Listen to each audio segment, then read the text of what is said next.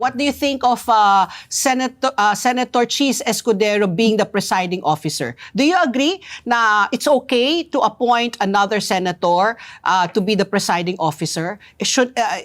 Dapat daw, sabi ni Senator Alan Peter at ni Senator Pia Cayetano, dapat yung Senate President na dinispute naman po ng majority. Sabi nila, very silent daw ang Constitution when it comes to that. That's why they appointed Cheese Escudero as the presiding officer. They're wrong. They're wrong. Very wrong. Because last week, I think last week I wrote an article about it in my column, and I said na dapat talaga ang presiding officer ay ang Senate President. The Constitution is very clear. The language, hindi ba nakalagay doon ang Senate ang impeachment court? Okay? Ngayon, may pinasok ngayon ang framers of the Constitution na pag ang presidente ang tinatraya, kailangan Chief Justice. Correct. O ibig sabihin, yun ang exception to the rule. The rule is the Senate President should preside sa lahat ng impeachment cases. Kaya nilagay yun kasi presidente na eh. Pero kung iba, ang Senate President. Pangalawa, tinignan nila yung framers' intent, ay klarong-klaro eh. Na talagang dapat ang lahat ng mga impeachment trial, ng lahat ng impeachable officers ay ang Senate President. Kaya yung ginawa nila kahapon, that's constitutionally infirm.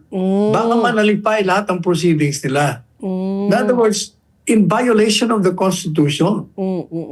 So, ano yun, Attorney Sa, just in case na you're saying it's infirmed yung ginawa nila, it will have to take somebody to file a case. So maybe Senator Alan again will go to the Supreme Court to ask if that's legal.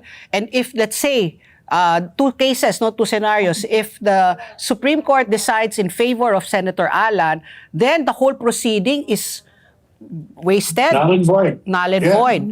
In fact, kahapon, immediately after the session, kasi nandun ako kahapon, nagkausap kami ni Senator Alan sa Senator Robin. Yun ang sinabi ko sa kanila. You have to file immediately, question it before the Supreme Court. At, pag-aaralan lang ngayong gabi.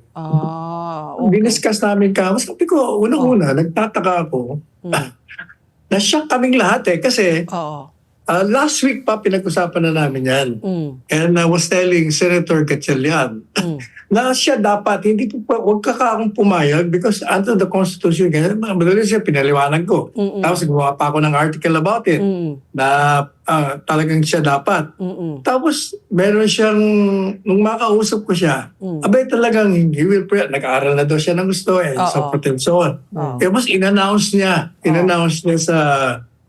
sa flag ceremony. Na siya na talaga. Ready na siya. Okay na siya kami lahat nung biglang pumayag siya. Well, he allowed it to happen. Kasi nag-o-object na si Alan kasi gusto niya magsalita. He was overruled. Basta ano nangyari dito? So the remedy is to really bring it to the Supreme Court. Ang kwento, isang senador doon, after the ceremony, may tinawagan sa Malacanang. Ayun. Basta yun ang sabi.